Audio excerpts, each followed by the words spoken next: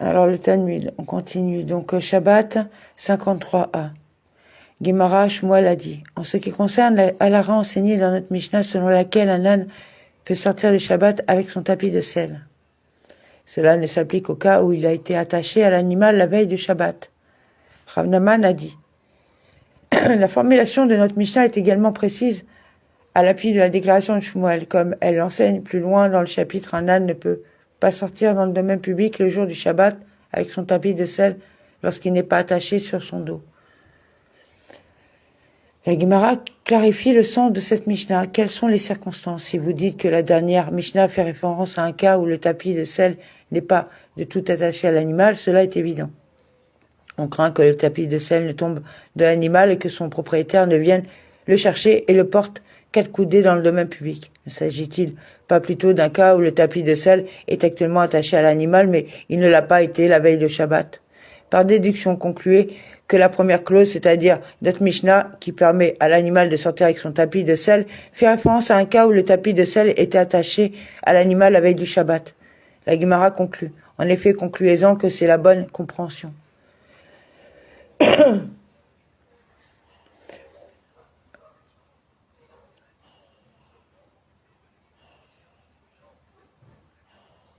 Cela a également été enseigné dans une Beretta. Un âne peut sortir le Shabbat avec son tapis de sel s'il a été attaché à l'animal la veille du Shabbat et il ne peut pas sortir avec la selle, même s'il a été attaché à l'animal la veille du Shabbat. Rabban Shimon ben Gamiel dit, l'âne peut même sortir avec sa selle lorsqu'il a été attaché à l'animal la veille du Shabbat, à condition qu'il ne noue pas la sangle avec laquelle la selle est attachée autour du ventre de l'âne, et à condition qu'il le fasse. Ne pas passer de sangle sous la queue de l'animal, ce qui est une procédure standard lorsqu'on impose un fardeau à l'animal.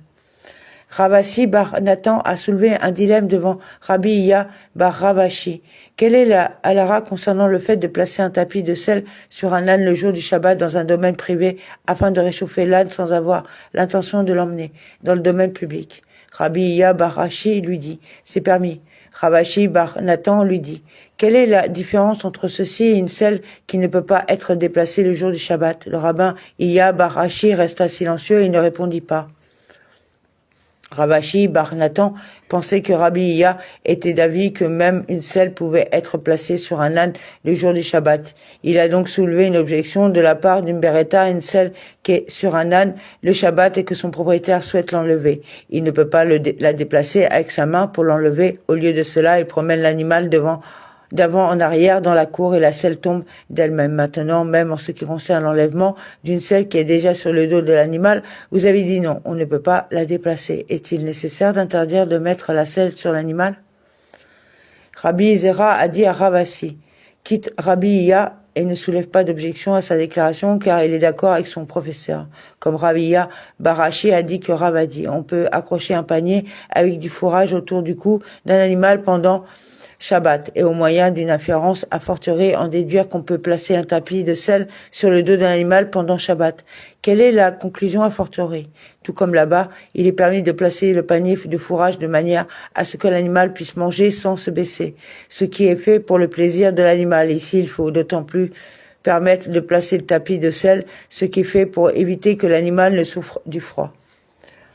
Shmuel a dit un tapis de sel est permis, cependant un panier contenant du fourrage est interdit. Rabbi Iya bar Yosef alla dire la halara du Rav devant Shmuel. Shmuel lui dit, si Abba Rav a réellement dit cela, il ne sait rien du tout des questions de Shabbat.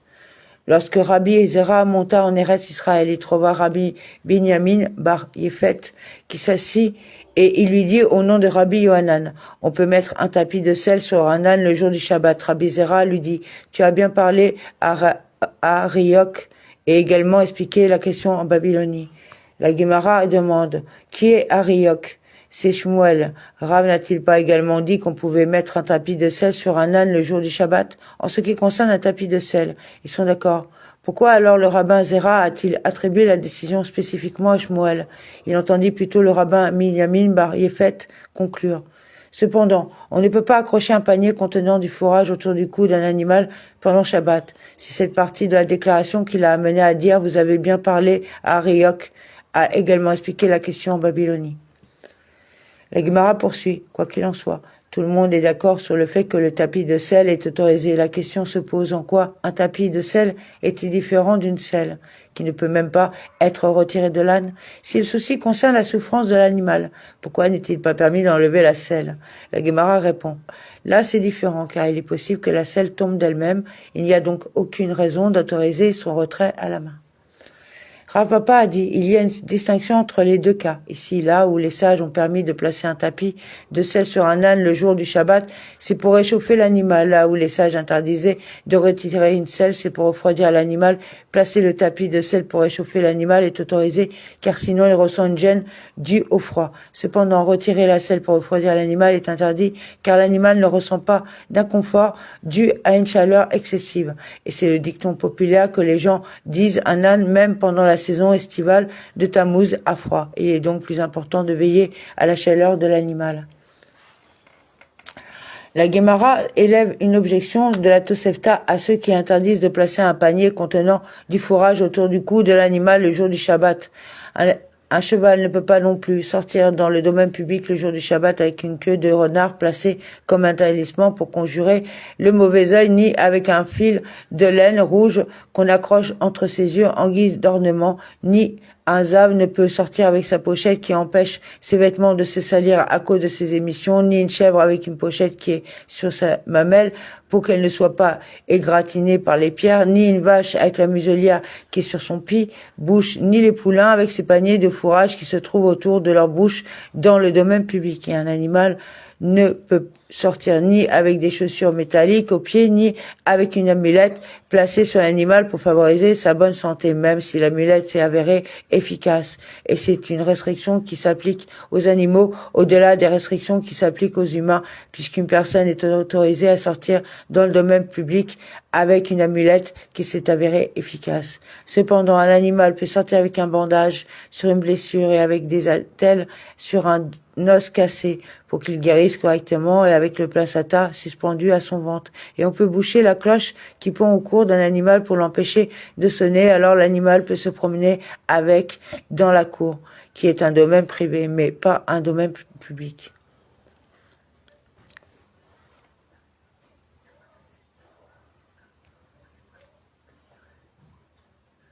Non, mais je rêve. En tout cas, il a enseigné ni les poulains avec des paniers de fourrage qui se trouvent autour de la bouche dans le domaine public. Par déduction, c'est spécifiquement dans le domaine public qu'ils ne peuvent pas aller avec des paniers de fourrage dans la bouche. Cependant, dans une cour, ils peuvent très bien se promener avec un panier de fourrage. Quoi? Ne s'agit-il pas de grands poulains au cou duquel sont accrochés des paniers à fourrage pour leur plaisir? La Guémara répond: non, il s'agit de petits poulains et les paniers sont suspendus pour éviter leur gêne. Les pattes d'un jeune poulain sont longues et son cou est court. Par conséquent, manger à partir du sol est difficile. Suspendre le panier à fourrage autour de son cou lui permet de manger sans se baisser. La Guémara ajoute: ceci est également précis dans la langue de la Tosefta car elle enseigne le cas des poulains. Daf 53b. Semblable au cas d'une amulette portée à des fins de guérison. La Guémara conclut en effet, apprenez-en que c'est la bonne compréhension. La Guémara examine plus en détail la Beretta citée plus haut. Le maître dit: un animal ne peut pas non plus sortir avec une amulette le jour du Shabbat, même si l'amulette s'est avérée efficace. La Guémara demande: n'avons-nous pas appris dans une Mishnah on ne peut pas sortir le Shabbat avec une amulette qui ne s'est pas révélée efficace? Par déduction, si l'amulette s'est avérée efficace, il pourrait très bien le faire. La Guémara répond: ici aussi, il s'agit d'une amulette qui n'a pas prouvé son efficacité.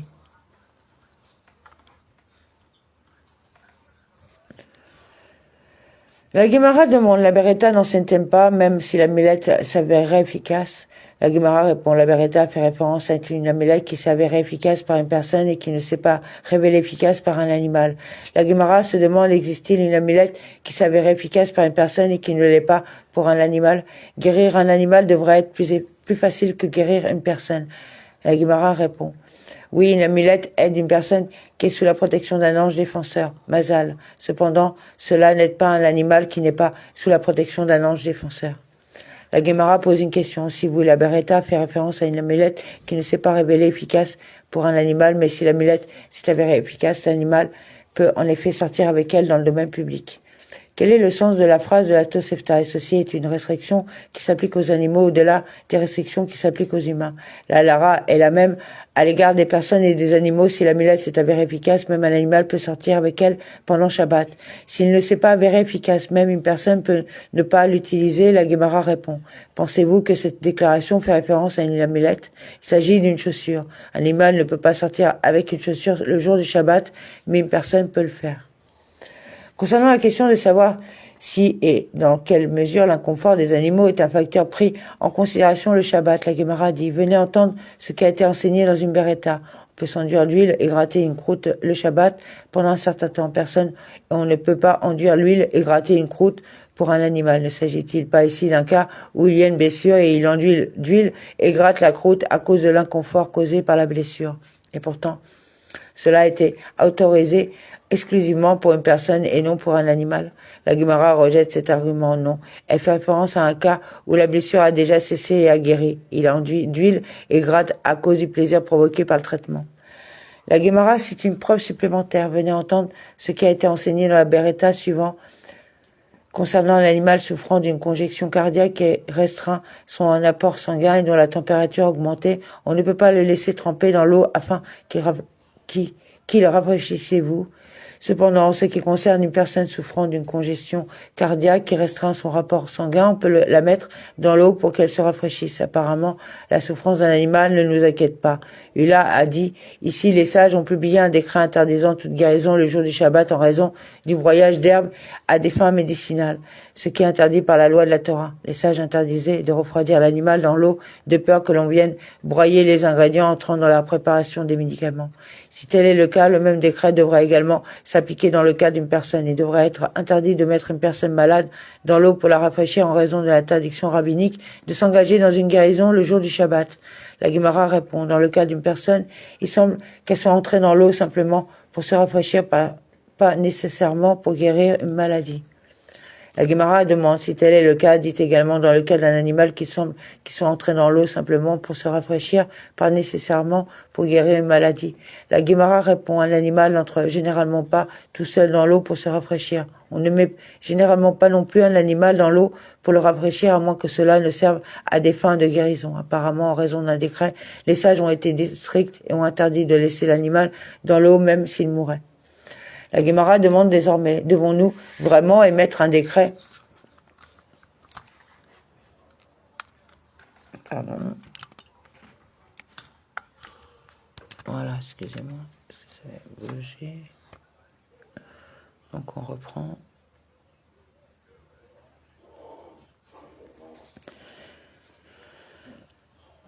Et nous ne décrétons pas d'arrêter pour interdire d'appeler l'animal de peur qu'il ne vienne l'amener lui-même. Apparemment, les sages n'ont pas émis de décret dans le cas où l'on pourrait subir une perte et aucune transgression n'est réellement commise. Ici aussi, il ne devrait pas être interdit de mettre son animal dans l'eau en raison d'un décret de peur qu'il ne vienne broyer des herbes et viole ainsi un interdit de la Torah. Et Ravina a déclaré: aucune preuve ne peut être citée dans ce cas, car il s'agit ici d'une situation où la limite de Shabbat de l'animal a été englobée dans la limite de son propriétaire. L'animal s'est égaré au-delà de sa propre limite de Shabbat, qui est déterminée par la limite de Shabbat du berger chargé de son troupeau. Cependant, l'animal restait dans la limite de Shabbat de son propriétaire qui s'étendait au-delà de celle du berger. Le propriétaire a donc la possibilité d'appeler l'animal afin qu'il revienne tout seul. Même s'il oublie et sort chercher l'animal, il n'aura pas dépassé sa limite de Shabbat. Le fait que l'animal lui-même ait dépassé la limite de Shabbat n'est pas préoccupant. Rav Nahman bar Yisrak a dit: la question du décret dû au broyage des herbes est elle-même sujette à un différend entre l'état anime, comme il est enseigné dans une beretta. Dans le cas d'un animal qui a mangé de la vesse, ce qui a provoqué un cas de constipation potentiellement mortelle, il ne peut pas être fait courir dans la cour pour délier ses intestins en raison du décret interdisant la guérison. Le rabbin Oshaya estime que cela est permis. Apparemment, les Ta'anim ne sont pas d'accord sur la question de savoir si la guérison est interdite ou non en ce qui concerne les animaux. La Gemara ajoute que Rava a enseigné la halara conforme à l'opinion du rabbin Oshaya.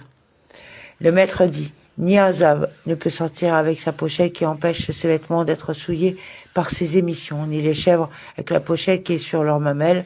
La Guémara demande, n'a-t-on pas enseigné cela dans une autre beretta? Les chèvres peuvent sortir avec la pochette qui est sur leur mamelle? Rabbi Yehuda a dit, ce n'est pas difficile, cette beretta fait référence à une pochette étroitement attachée au pied. C'est autorisé car il n'y a aucune crainte que la pochette tombe. Cette beretta fait référence à une pochette qui n'est pas bien attachée. C'est interdit, car on craint que la pochette ne tombe et qu'une personne vienne la récupérer. Rabbi Yosef a dit, avez-vous retiré l'état anime du monde? Ceci est sujet à un désaccord entre l'état anime, comme nous l'avons appris dans notre Mishnah. Les chèvres peuvent sortir avec leurs mamelles liées. Rabbi Yosi interdit aux animaux de sortir avec tous ces objets, car il les considère comme des fardeaux, à l'exception des brebis qui vous notent. Rabbi Yehuda dit, les chèvres peuvent sortir le Shabbat avec leurs mamelles liées pour sécher leur production de lait et interrompre leur lactation, afin de faciliter la conception, car dans ce cas, elles sont liées par un nœud serré et permanent. Cependant, ils ne peuvent pas sortir avec leurs mamelles liées pour conserver le lait, car dans ce cas, elles sont liées de manière lâche. Apparemment, certains ta'anim sont indulgents en ce qui concerne l'attachement de poches aux mamelles des chèvres et autorisent cette pratique, tandis que d'autres l'interdisent. Et si vous le souhaitez, dites plutôt, cette beretta et cette beretta ont été enseignées conformément à l'opinion de Rabbi Yehuda, et néanmoins, ce n'est pas difficile. Ici où les chèvres sont autorisées à sortir avec une pochette sur la mamelle, le beretta fait référence à un cas où l'on faisait sécher leur réserve de lait, là où il est interdit aux chèvres de le faire. La beretta fait référence à un cas où cela a été fait pour conserver le lait. La Gemara ajoute, il a été enseigné dans une beretta que Rabbi Yehuda a dit. Il y a eu un incident impliquant les chèvres appartenant aux habitants d'une maison à Antioche, dont les mamelles étaient particulièrement grandes et qu'elles traînaient sur le sol. Et ils leur fabriquèrent des pochettes pour que leurs mamelles ne soient pas égratignées. La Gemara, c'est une beretta connexe dans laquelle les sages ont enseigné. Il y a eu un incident au cours duquel la femme d'un homme est décédée et elle lui a payé le salaire d'une nourrice. Et un miracle se produisit en sa faveur. Il développa des seins comme les deux seins d'une femme et il allaita son fils.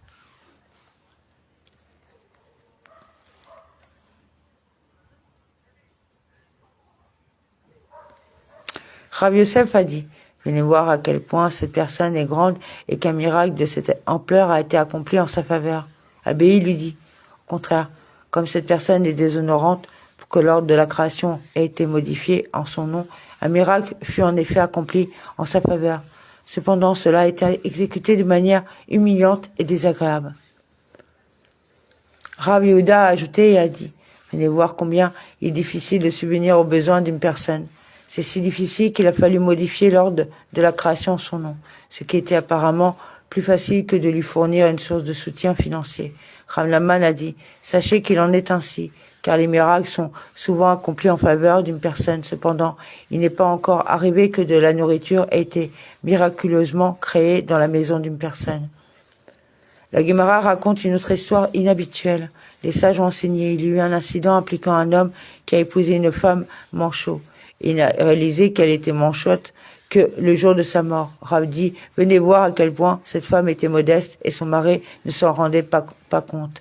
Rabbi Iya lui dit, c'est une conduite typique pour elle, comme une femme se couvre généralement, d'autant plus qu'un manchot veille à dissimuler son défaut. Dites plutôt combien cet homme était modeste pour ne pas reconnaître cela chez sa femme.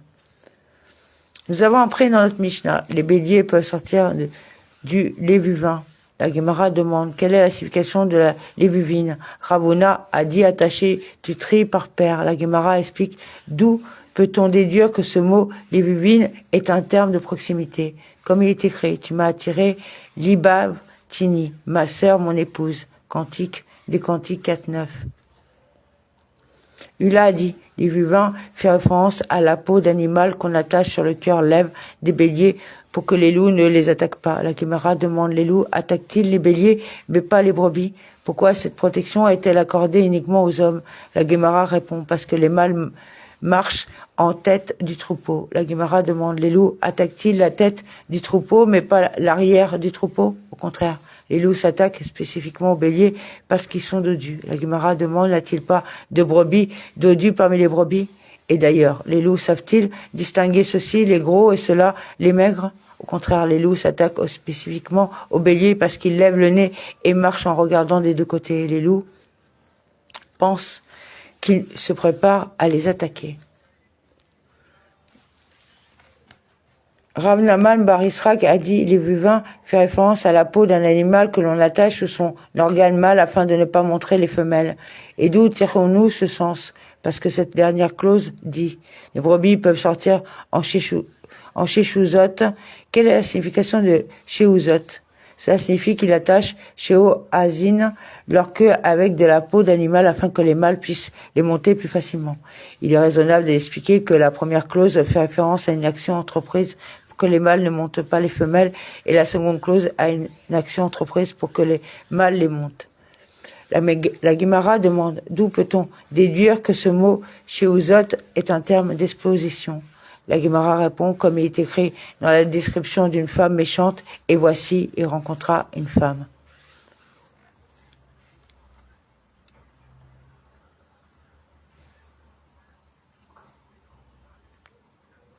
Amen.